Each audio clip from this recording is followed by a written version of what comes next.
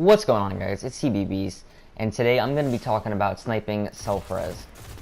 Now, when I say self-res, I'm talking about Sunsinger warlocks using the Fireborn node on their subclass. It's most commonly known as self-res. It's short for self-resurrection, for those of you who don't know. So basically what it does is Fireborn / self-res activates Radiance when you have died, so after your death, and it thus brings you back to life, and you have your super, which is Radiance. And so people use this mostly in trials. You're gonna see it, quite a bit in trials. I don't want to say most, or I don't even know, even half, maybe like 40% of your matches will have a self-res warlock. I mean, especially with a lot of people start switching to like things like Void Walker nowadays. It's definitely down a little bit, but you're still going to see self-res warlocks in the Crucible, mostly in trials, like I said, a little bit in 3v3, and not very much in 6v6. So now that I have that basic stuff out of the way and just giving you a quick overview of what it is, let's get into some more detailed tips.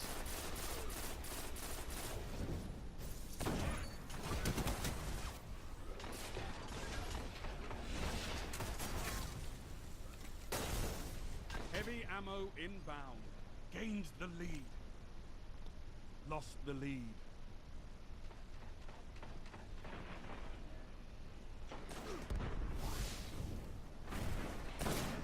Heavy ammo available.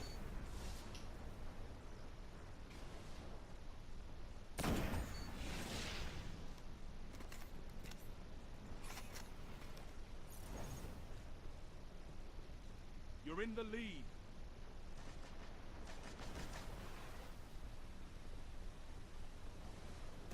Zone B neutralized.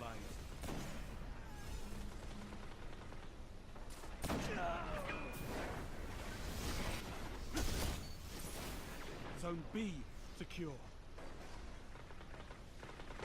Let them burn in your light.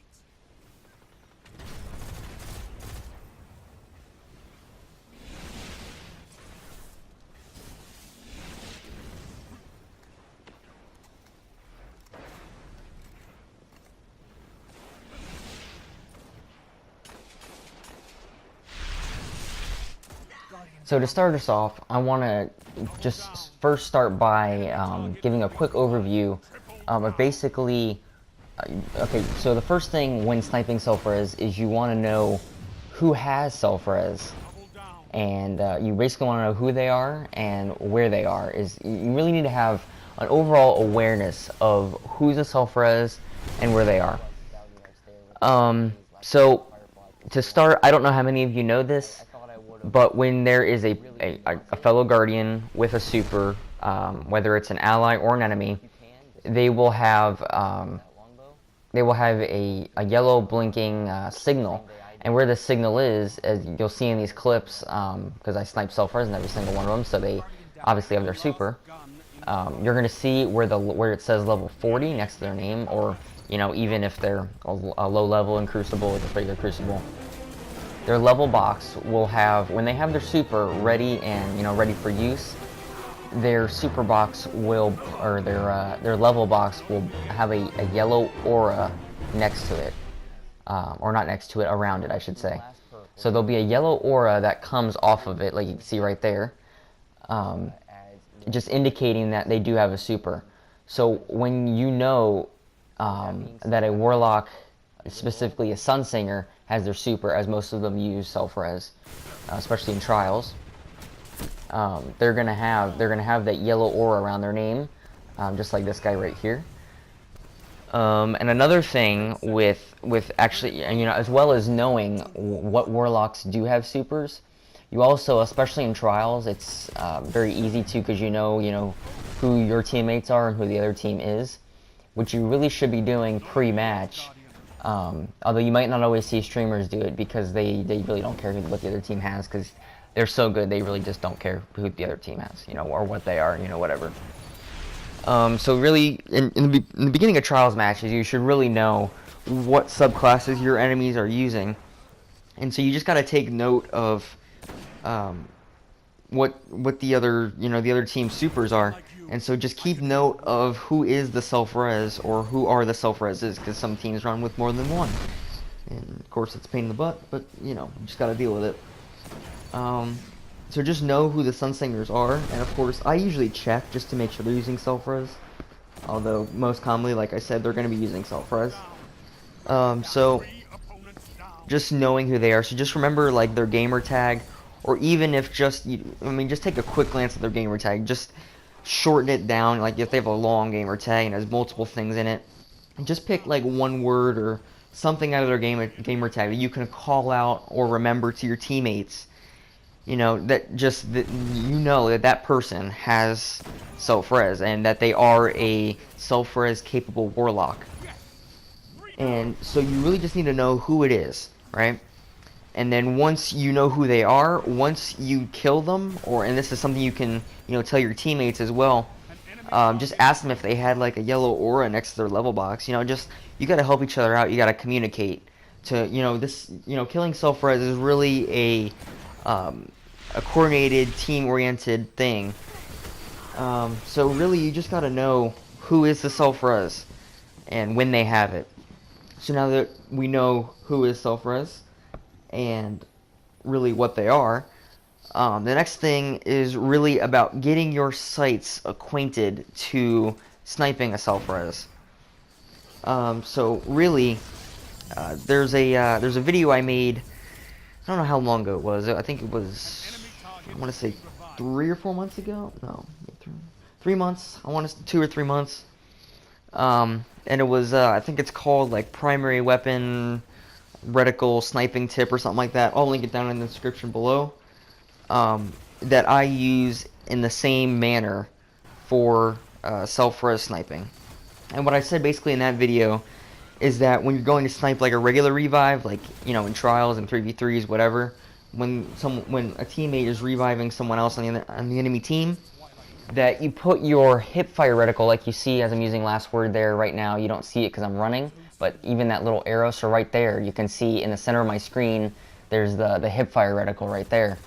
That is always going to be the center of your screen, and of course when you have a sniper out, like you can see there, you do not have a hip fire reticle. They only give it to you on primary and and heavy as well. Yeah, heavy has it as well. But on snipers they don't give it to you because it'd be too easy. And that reticle, that hipfire reticle, always stays the same as it is the center of your screen. It's always the same. It's never, it never moves. Of course, where you're looking, it depends, But the center of your screen is the center of your screen. That doesn't change. The left, right, changes, the up, down. But the center stays the same always. That's where you're pointing. So knowing where the center of your screen is and knowing when you scope in with your sniper, that is absolutely huge in, sniping self-res.